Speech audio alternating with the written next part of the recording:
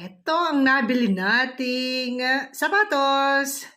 Yes, paminsan-minsan din bibili tayo ng sapatos kahit pa sabihing punong-puno na yung aking aparador ng sapatos. Kasi yung iba naman sira na kaya lang hindi ko pa maitapon. Nanghihinayang ako. Pero wag ka dyan, yung 54.99. May discount yan. Yes, more than 50% ang discount. Ito ang binayaran ko. Guys, saan ka pa? 'Di ba more than 50% ang discount? Okay. I-unbox natin. Yes.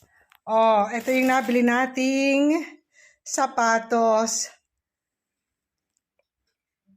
Actually, marami pa talaga akong sapatos. Yung iba naman kasi hindi ko na nagagamit. At yung iba naman sira na pero hindi ko pa ma-let go. So, ito ang ating nabili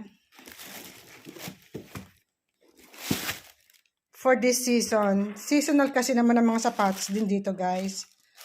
Size 37. Okay. I hope nagustuhan nyo.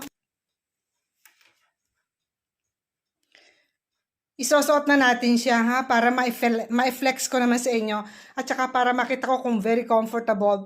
Actually, sinukat ko naman siya bago ko binili. Siyempre naman, susukatin mo, di ba? Okay, sukatin na natin at i-flex, ha?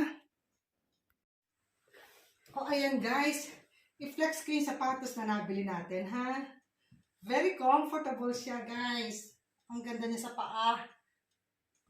Malambot siya. Tawag dito, matangkad tignan. Ito yung nabili ko.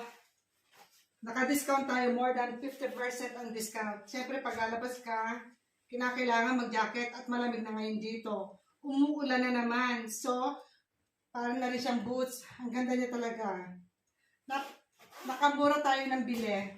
So, ito ang ating OOTD pag lumalabas ng bahay at umuulan. I hope guys nagustuhan nyo. Yes. Masarap sa paa.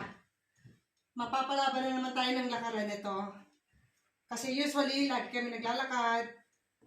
Kaya maganda siya sa paa. Very comfortable. I hope guys nagustuhan. Yes!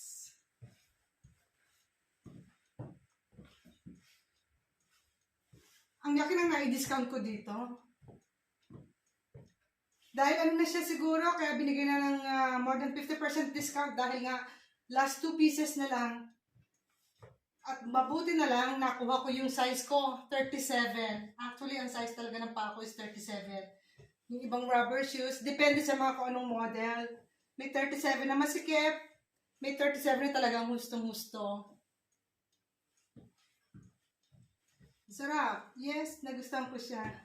Kapag ganyan may mga good occasion, hindi ko na pinalalagpas. Binibili ko na siya.